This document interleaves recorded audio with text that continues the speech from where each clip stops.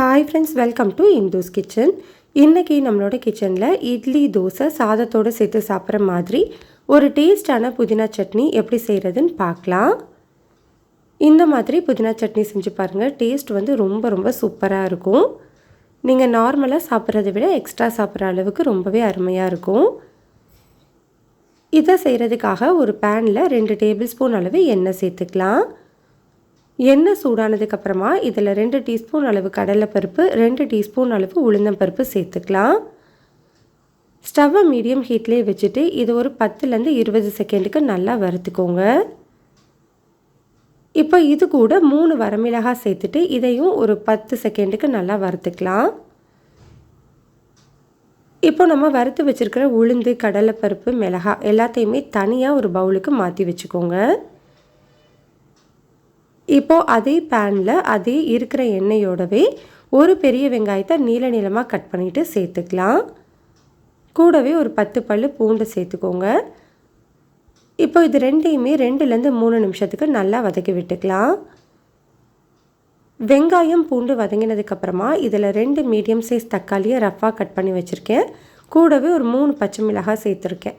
உங்களோட காரத்துக்கு ஏற்ற மாதிரி மிளகாயோட அளவு எடுத்துக்கோங்க.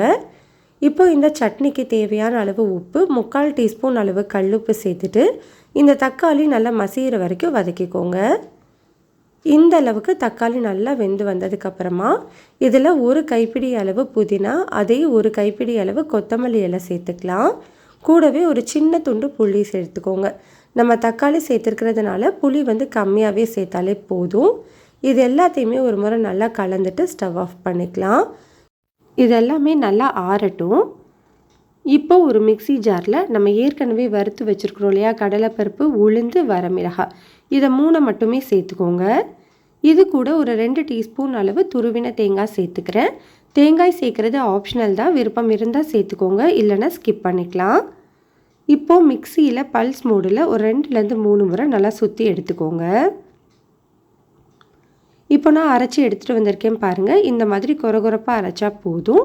இப்போ இது கூட நம்ம ஏற்கனவே வதக்கி வச்சுருக்கிற மற்ற சாமான்கள் எல்லாத்தையுமே சேர்த்துக்கலாம். இப்போ இதில் கொஞ்சமாக தண்ணி சேர்த்துட்டு நல்லா ஸ்மூத்தான சட்னியாக அரைச்சி எடுத்துக்கலாம். இந்த அளவுக்கு கொஞ்சம் திக்கான சட்னியாகவே அரைச்சி எடுத்துக்கோங்க. மிக்ஸி ஜார் கழுவிட்டு ஒரு 1/4 கப் அளவு மட்டும் தண்ணி சேர்த்து நல்லா மிக்ஸ் பண்ணி பவுலுக்கு மாற்றி வச்சுருக்கேன்.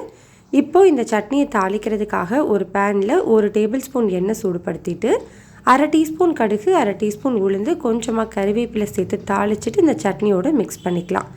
அவ்வளோதான், நம்மளுக்கு ரொம்பவே டேஸ்டான புதினா சட்னி ரெடி ஆகிடுச்சு. கட்டாயம் ட்ரை பண்ணி பாருங்கள். டேஸ்ட் வந்து ரொம்ப சூப்பராக இருக்கும்.